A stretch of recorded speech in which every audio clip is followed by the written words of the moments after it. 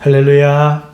한 번은 제가 친하게 생각하는 목사님이 제게 이렇게 물었습니다. 목사님, 하나님 말씀이란 무엇일까요? 성경에 기록된 것만 하나님 말씀일까요? 이 질문은 목사라면 누구나 고민했을 주제라 할 수 있습니다. 특히 목회 초년 시절이었던 그때 그 질문은 우리의 관심이기도 했습니다. 그때 우리는 목회 초년병으로 나름 불타는 열정을 가지고 강단에 섰었습니다. 설교는 자신이 없었지만 하나님의 말씀을 연구하여 바르게 전하고 싶다는 각오만은 진심이었죠. 하지만 현실은 실수투성이었습니다. 지나치게 흥분하든지 아니면 지나치게 어렵든지 같은 말을 반복하여 성도들의 인내심을 기르든지 그랬죠. 또 한 번은 또 한 번에 너무 많은 것을 전하고 싶은 욕심도 우리의 설교를 망치고 있었습니다. 그러한 우리의 실수에도 불구하고 억울한 것 한 가지가 있다면 그것은 목사님, 강단에서 왜 하나님의 말씀을 안 하고 사람의 말을 합니까? 라는 항의였습니다.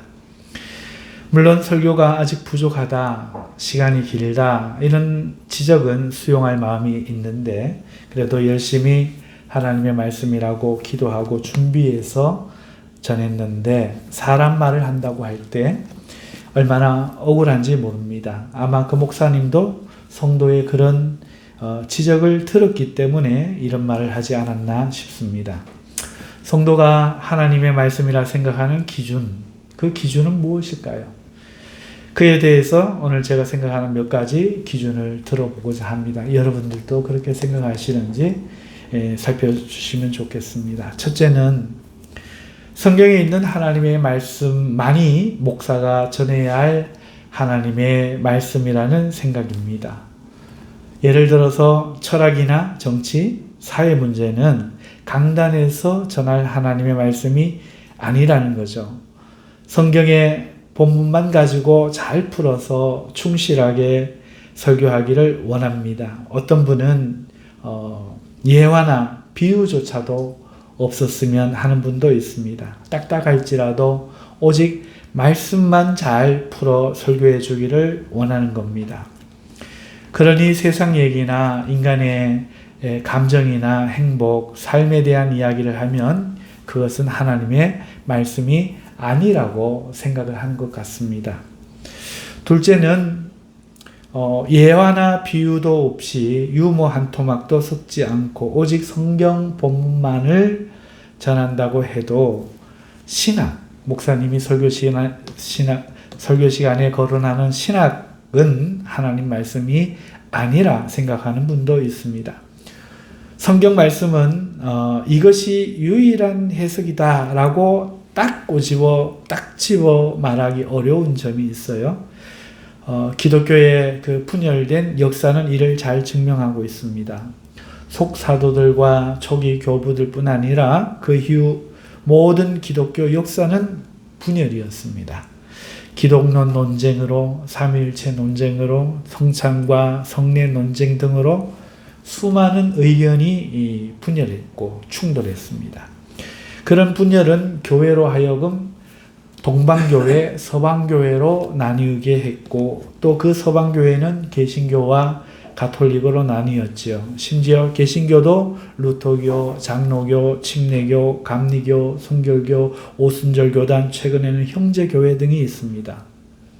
이 모든 것이 성경에 대한 일치하지 못하는 해석 때문이지요. 이뿐만입니까? 우리나라의 장로교 한 교단 안에도 고신, 합동, 통합, 합신, 대신, 백석 얼마나 많은 종파가 있는지 모릅니다. 왜 그렇습니까? 같은 성경을 두고 이게 그거다라고 똑같이 말할 수가 없어서 그렇습니다. 같은 해석을 가진 우리 합동에 속한 교회들의 목사님은 그러면 다 같은 설교를 할까? 아니에요. 다릅니다. 어떤 분은 이렇게 설명하는데 심지어 저분은 반대로 말씀하는 경우까지 있습니다. 자, 이렇게 서로 다르면 우리는 어떻게 해야 되죠? 그런데도 불구하고 이 중에서 어느 하나만 혹은 어느 한 교회만 혹은 한 목사님만 옳다고 우리가 말할 수 있을까요? 이쯤 되면 설교자의 고민이 깊어집니다. 혹시나 내가 편협한 사고로 치우친 견해를 하나님 말씀이라고 주장할까봐 두려운 것이죠. 분명하게 정해진 건 괜찮은데 다른 해석의 가능성이 있는 것들은 다른 건 틀렸고 이것만 맞다 이렇게 말하는 우를 범할까 두려운 것입니다. 그래서 목회자는 신앙의 양심을 가지고 깊은 묵상을 통해서 이러저러한 해석들을 통하여 올바른 하나님의 말씀을 깨닫도록 전하는데 그때 사용되는 것이 신앙이죠. 그런데 성도들은 목사가 하나님의 말씀은 안전하고 신학 얘기만 한다 이렇게 생각하기가 쉽다는 겁니다. 셋째, 어떤 것을 하나님 말씀이 아니라고 생각하는가 하면은 같은 맥락에서 목사님이 분명하게 짚어서 이것이 맞습니다 이렇게 해야 된다는 맥락 속에서 목사가 혹여라도 인간적인 신앙의 고뇌와 묵상을 나타낸다면 그것은 하나님 말씀이 아니라고 생각하는 겁니다. 성도 입장에서 목사님이 이것이 맞습니다. 이렇지 않으면 지옥 갑니다. 오직 여기에 하나님 뜻이 있습니다. 라고 강하고 단호하게 설교해 주기를 바라고 그렇지 못하고 이럴 수도 있고 저럴 수도 있습니다. 라고 말하면 하나님 말씀이 아니라고 생각하는 것이죠. 우리나라가 유독 그런 경향이 많습니다. 우리나라 정치를 보면 한쪽이 단결하여 강하게 이야기하면 국민들이 선동되는 것을 볼 수 있습니다. 저런 이야기를 믿을 수 있을까? 왜 믿을까 싶은데 어느덧 믿고 지지하는 무리를 볼 수가 있다 하는 것이죠. 이는 사회 전반에 동일한 현상으로 나타납니다. 한번 등산복 유행 바람이 불면은 지하철 안이 온통 등산복 입은 사람들로 가득 찹니다. 텔레비전에 어떤 음식이 좋다더라 하면 잠시간 그 식품은 품절이 일어나 버려요. 유행을 잘 탑니다. 다른 사람과의 일체화에 굉장히 신경을 씁니다. 같아야 안심이 되는 거죠. 이런 심리가 있더라고요. 불행히 이 현상, 이 심리가 교회도 나타납니다.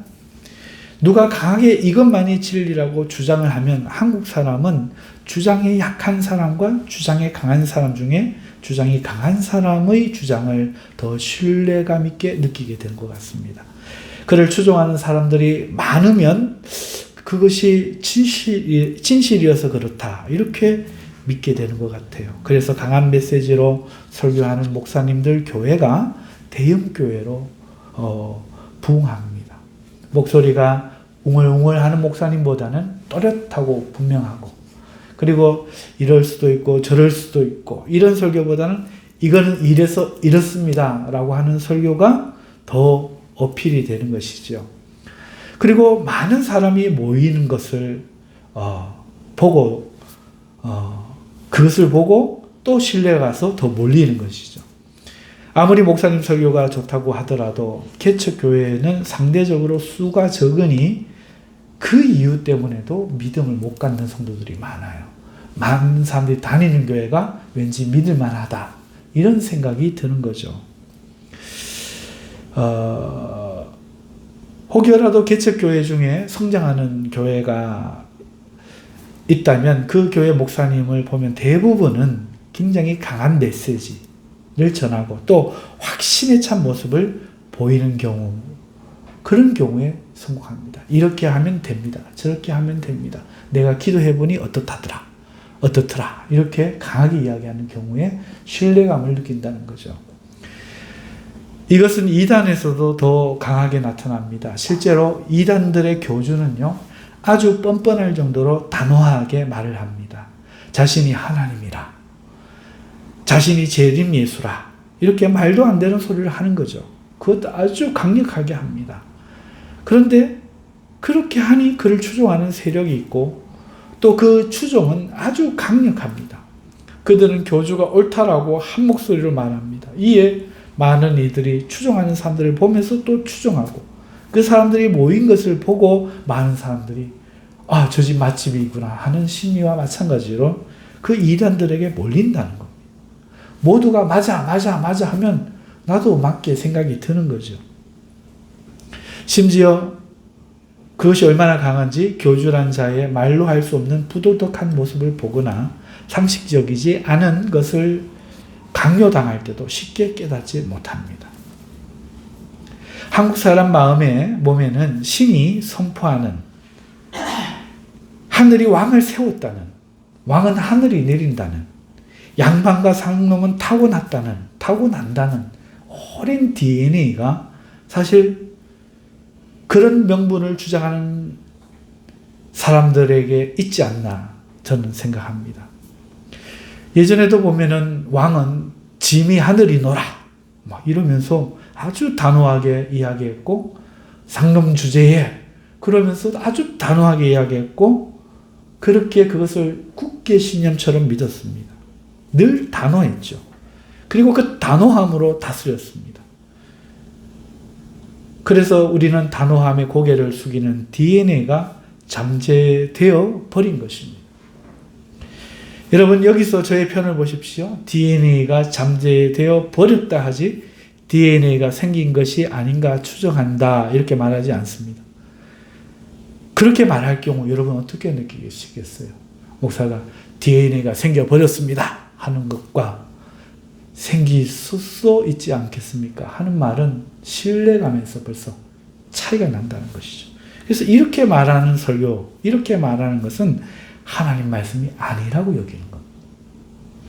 네 번째, 오직 성경 본문만 말하고 예화나 유머도 빼고 아주 강하게 단호하게 말을 한다 해도 자기 고정관념에 맞아야 된다는 거예요. 자기 고정관념에 맞지 않으면 하나님 말씀이 아니라고 생각하는 거예요. 성경 구절 하나하나가 어떤 뜻인지 아주 잘 풀어 설명했다고 칩시다. 그것이 끝났을 때 목사님이 앞에서 성경 구절을 아주 이해하기 쉽게 자세하게 왜 그런지 풀어서 아이도 이해할 수 있도록 했다고 해도 그것이 끝났을 때 성도들은 누구도 하나님 말씀 들었다 이렇게 생각하지 않습니다. 성경 공부했다 생각합니다. 오늘 성경 공부하는 것 같았어. 이렇게 생각한다는 거죠. 분명히 성도가 본문을 잘 깨닫게 하나님 말씀인 본문 이야기하라 그래서 설교해달라고 해서 목사가 아주 충실하게 했을지라도 성도는요, 성경 공부를 이해하지 하나님 말씀으로 이해하지 않는다는 거예요. 그럼 어떻게 해야 하나님 말씀이라고 생각합니까? 하나님을 그 설명하면서 드러내야 한다는 거예요. 설교하는 동안 하나님이 들어있어야 되고 십자가가 있어야 되고 그리스도와 죄와 회개를 말해야 한다는 거죠. 이런 것들이 포함되지 않으면 본문만으로는 하나님 말씀이 안 된다는 거예요. 저건 성경 공부지 하나님 말씀 아닌데, 설교 아닌데 이런 생각이 먼저 든다는 거예요. 둘째, 감동이 있어야 한다는 거예요. 하나님 이야기를 하고 십자가를 이야기하고 회개를 이야기해도 감동이 없으면 또 하나님 말씀이 아니에요. 자기의 잘못됨이 지적받거나 자신에게 와닿는 메시지로 어떤 위로와 기쁨이 되어야 비로소 하나님 말씀 들었구나 이런 생각이 든다는 겁니다. 그냥 하나님의 말씀을 들어서 하나님의 말씀인 것이 아니라 이런 자기 고정관념과 일치하면서 자신을 섬세히 다루는 감정의 변화가 생겨야 하나님 말씀이구나, 은혜를 받았구나 이런 생각이 든다는 겁니다. 자, 제가 성도가 설교를 들을 때 하나님 말씀, 무엇을 하나님 말씀이라고 생각하는가 4가지로 말씀을 드렸는데요. 첫째, 오직 성경 본문에 충실해야 된다. 본문을 떠나면 하나님 말씀 아니다. 철학이나 인간적인 어떤 세움이나 인간의 이야기 등 사회의 이야기 등 이런 건 하나님 말씀 아니다. 오직 성경 말씀만이 하나님 말씀이다. 둘째, 본문에 충실하더라도 신학이나 교리를 말하는 것은 하나님 말씀이 아니다. 셋째, 같은 이유로 목사는 단호하고 분명하게 선포할 수 있어야 되고 자신감 있게 말해야 되지, 그렇지 않으면 하나님 말씀이 아니다. 또 많은 이들이 함께 맞다 할 수 있어야 하나님 말씀이다. 네 번째, 자신의 고정관념과 경험 그리고 감동으로 이어져야 하나님 말씀이다. 성도들 마음속에는 하나님의 말씀에 대한 이런 이해를 가지고 있다. 저는 생각합니다. 자, 그러면 정말 그런가?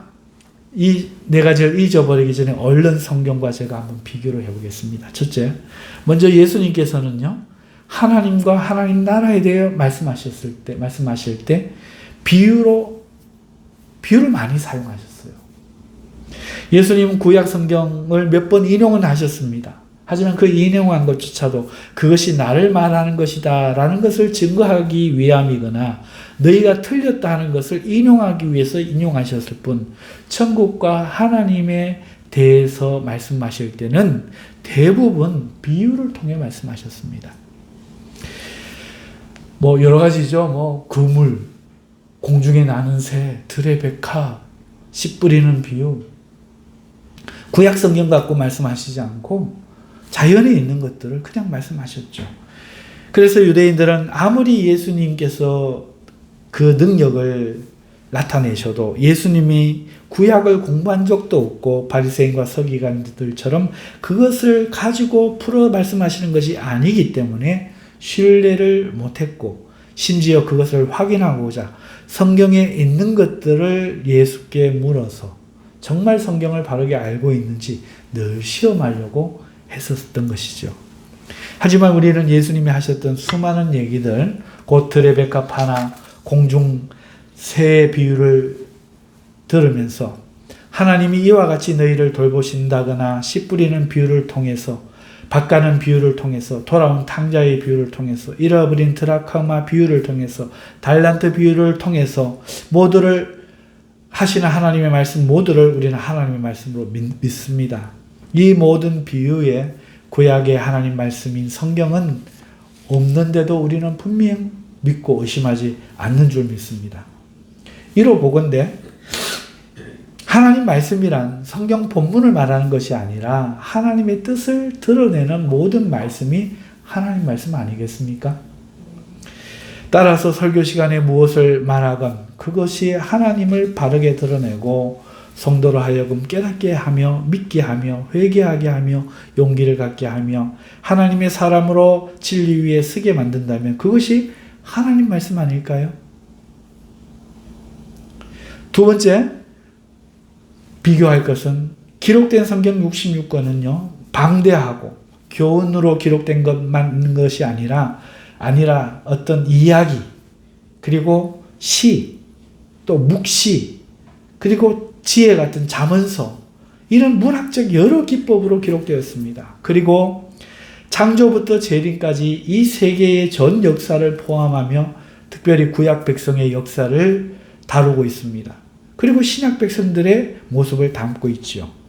이 방대한 장르, 또 역사들, 그리고 신약 서신서들의 그 가르침이 무엇을 말하는지 여러분 몇 마디로 정의하실 수 있겠습니까?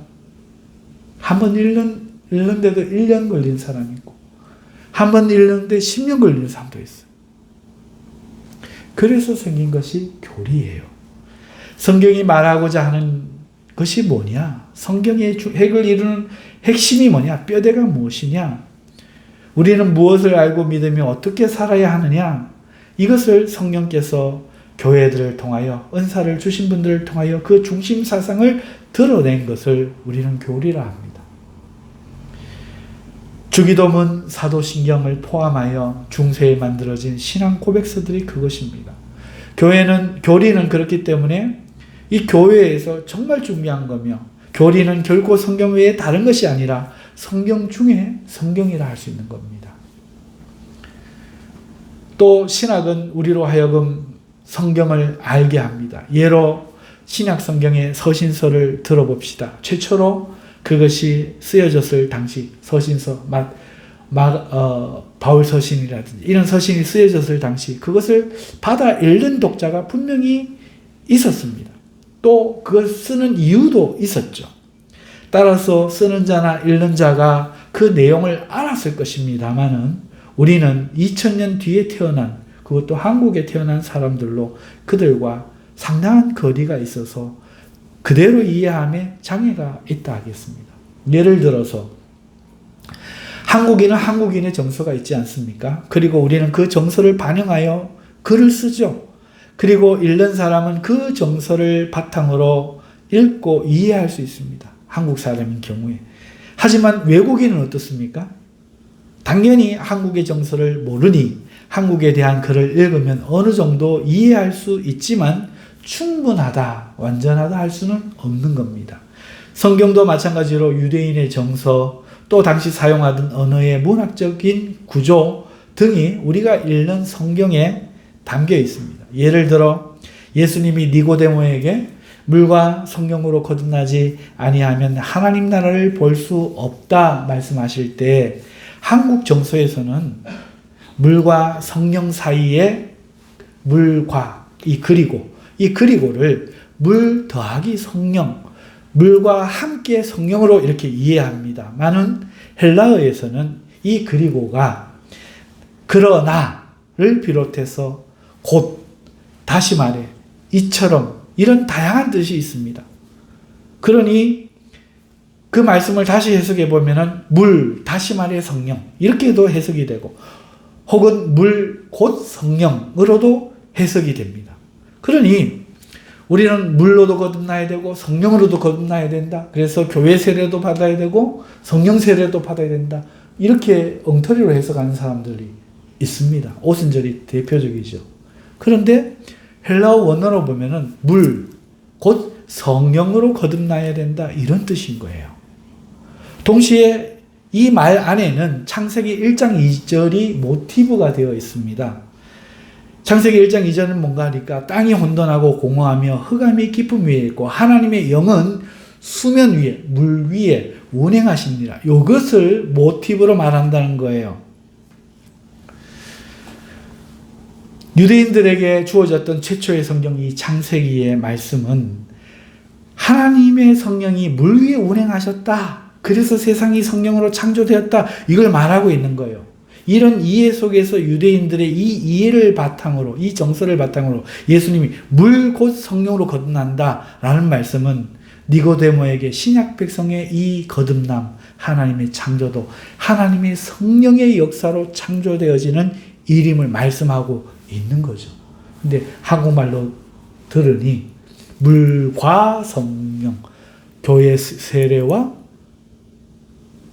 성령으로 세례를 또 받아서 거듭난다. 이렇게 해석해 버리는 우를 범한다는 거예요. 그렇지 않다는 겁니다. 이 외에도 성경에 얼마나 많은 이런 것들이 있는지 모릅니다. 복음서에 보면은요, 가버나움에서 예수님께서 베드로의 장모를 고치셨을 때 마을 사람들이 그런 예수님께 환자들을 데리고 가지 못하고 기다리다가 해가 지자 우르르 몰려간 것이 기록되어 있어요. 여러분, 그 마을 사람들이 드라큘라도 아닌데 왜 환한 낮에 못 가고 해져서 몰려갑니까? 이것은 그 해 있는 동안의 시간이 안식일 날의 시간이었기 때문이에요. 안식일에 환자를 데리고 얼마 이상 걸으면 혹은 무거운 무게 얼마 이상을 들으면 일하는 것이 되니까 그 낮 동안에 해 있는 동안에 못 가고 있다가 해지자 안식일 끝 이러고 달려들었던 거죠. 이것을 성경이 번역하며 쓸 수 없어요. 원래 성경이 없는데 우리 성경에만 번역해서 쓸 수가 없는 겁니다. 이것은 유대인들만 아는 정서고 문화며 성경이 그냥 그렇게 써 있으니까 우리는 그대로 써야 되는 거죠. 해석을 달 수가 없습니다. 또 원래는 해라는 단어 앞에 우리 뜻의 그가 라고 해석할 수 있는 그 해라고 할 수 있는 그라는 관사가 붙어 있는데 유대인들은 모두가 알고 있는 그 사실, 너도 알고 나도 알고 있는 사실을 이야기할 때는 그냥 해 그러면 너도 모르고 있는데 내가 말하는 해고 그 해 그러면 너도 알고 있는 그 해를 이야기하는 거예요. 그러니까 그 문화 속에서 그 관사를 붙여서 표기했는데 한글을 사용하는 우리는 헬라어를 잘 모르는 우리는 번역하면서 이유도 없이 그가 있으니까 싹 빼버린 거예요. 싹 빼버렸어. 이거 해석할 필요 없다. 뭐하러 해가 지자 이러면 되는데 그 해가 지자. 그리고 그가 계속 쓰여지거든요. 다 빼버린 거예요. 이런 것들을 설명해 주는 것이 성경신학이에요. 신학은 성경이 아닌 것이 아니라 성경을 더 잘 알게 해주는 것이죠. 하나님의 뜻을 드러내는 것이 하나님의 말씀임을 앞에서 우리가 알아보았는데, 성경이 하나님의 뜻을 잘 드러내는 것이 신학이라면 신학이 어찌 하나님 말씀이 아니겠습니까? 교리도 신학도 하나님의 말씀이죠. 셋째, 강하고 단호하게 이것이 진리라고 말해야만 하나님 말씀이 되는 것이 아니라는 거예요. 이사야서에 예수님께서는 그 목소리가 담을 넘지 않는다 말씀하셨고, 사도 바울도 언어에는 약점을 가지고 있었기에 그리 더 유명한 사도였습니다. 말을 잘하는 것은 오히려 사기꾼들과 선동가들이 능숙했지요. 하나님의 말씀은 조용하더라도 살아있고 활력이 있어 좌우에 날선 어떤 검보다 예리하게 홍과 영과 및 골절과 골수를 찔러 쪼개기까지 하며 또 마음의 생각과 뜻을 판단하는 것입니다. 소리에 크게 있는 게 아니라 하나님 말씀 자체가 능력이 있고, 엘리야가 만난 하나님의 말씀도 큰 우레와 지진 가운데 우박 가운데 있었던 것이 아니라 세미한 소리 가운데 있었죠. 그러니 하나님의 말씀은 깊이 묵상하는 것이며 깨닫는 것이지 선동되는 것이 아닙니다. 이런 줄 믿습니다가 하나님의 말씀이 아니라 아주 세미할지라도 깨닫게 하고 믿게 하는 것입니다. 넷째, 하나님의 말씀을 타락한 자신의 그릇으로 걸러서 받는다는 것, 이게 말이 됩니까? 내가 믿어져야, 내가 깨달아져야, 내가 감동이 돼야 하나님 말씀이다, 이렇게 내가 판단 기준이 된다는 거, 이거 말 안 됩니다. 그것이 틀렸음을 성경은 말하고 있습니다. 하나님의 말씀을 판단하자면 예수님은 하나님이시고 그가 하신 말씀은 하나님의 말씀이 분명한데도 왜 바리새인과 유대인들은 받아들이지 않았습니까? 그들이 엉뚱하게 걸렸기 때문이죠. 예수님께서도 그런 그들에게 이렇게 말씀합니다. 마태복음 23장 24절에 맹인된 인도자여 하루살이는 걸러내고 낙타는 삼키도다. 자기가 좋은 거는 막 받아들이고 자기가 싫은 거는 걸러내버리는 겁니다. 그 진리가 엄청나게 커도 걸러내버리고 자기가 좋은 거는 아무리 작은 거 쓸데없는 것도 다 받아들이는 겁니다. 여러분, 예수님이 하나님이셔도 그의 말을 들을 때 바리새인들과 그 유대인들이 감동을 얻지 못했습니다. 기쁨을 얻지 못했습니다. 오히려 그들은 분노하고 예수님을 죽이려고 들었습니다. 하나님의 말씀은 반드시 감동과 기쁨을 줍니까? 누구에게나? 그러니 자신의 상태로 하나님의 말씀을 판단해서는 안 되는 것이죠. 우리는 하나님의 말씀으로 나를 위해 사용하려는 창녀의 기쁨을 버리고 우리 자신이 하나님 말씀 앞에 서서 판단받고 회개하며 경배를 올리는 참 이스라엘로 돌아가야 된다는 사실을 깨달아야 할 줄로 믿습니다. 하나님의 말씀은 우리가 하나님 말씀 앞에 서는 것이지 우리가 하나님 말씀을 취하거나 하나님 말씀으로 인정하는 것이 아님을 기억해야 할 것입니다. 오늘 우리는 타락한 시대에 타락한 문화 속에서 살아가는 영적인 물고기들입니다. 어찌 한평생 살면서 이 세상에 거룩하지 않은 문화에 물들지 않을 수 있겠습니까? 그 속에서 우리는 하나님을 향해 물결을 거슬러 올라가는 물고기와 같습니다. 살던 짠 바다를 떠나 소금기 없는 물을 찾듯이 깊고 많은 물을 떠나 얕고 돌이 거치는 뇌를 만나 상처를 입으면서도 올라가는 연어와 같습니다. 본능에 이끌려 올라가듯 믿음의 생명에 이끌려 우리는 하나님께로 향하는 겁니다. 그 근원에 이런 물고기가 영원히 사는 것이 아니라 그 끝이 죽음으로 끝나는 것처럼 오늘 우리의 믿음의 끝에도 이 세상에 작별을 구하는 죽음, 옛 사람의 죽음만이 있을 뿐입니다. 물고기가 몸으로 남긴 바위의 알들처럼 우리는 우리의 믿음이 남긴 후세가 태어날 영의 씨를 남기고 하나님의 말씀인 씨를 남기고 떠날 뿐이지요. 여러분, 무엇이 하나님의 말씀입니까? 요한복음 5장 25절에 진실로 진실로 내가 너에게 이르노니 죽은 자들이 하나님의 아들의 음성을 들을 때가 오나니 곧 이때라. 듣는 자는 살아나리라 하신 것처럼, 또 예수님께서 요한복음 10장 27절에 내 양은 내 음성을 들으며 나는 저희를 알며 저희는 나를 따르느니라 하신 것처럼, 이 진리가 들리는 심령마다 하나님의 음성이 들리는 것인 줄 저는 믿습니다. 성경에 쓰여진 것은 분명 하나님 말씀이지만 이 성경은 세상 사람들은 듣지 못합니다. 또 성경으로 이단도 생기고 많은 해석들이 생기기에 오직 하나님의 참된 말씀은 성령께서 기록된 성경을 바르게 들려주실 때만이 들릴 수가 있는 것이죠. 사랑하는 성도 여러분, 하나님의 말씀은 무엇이 하나님의 말씀입니까?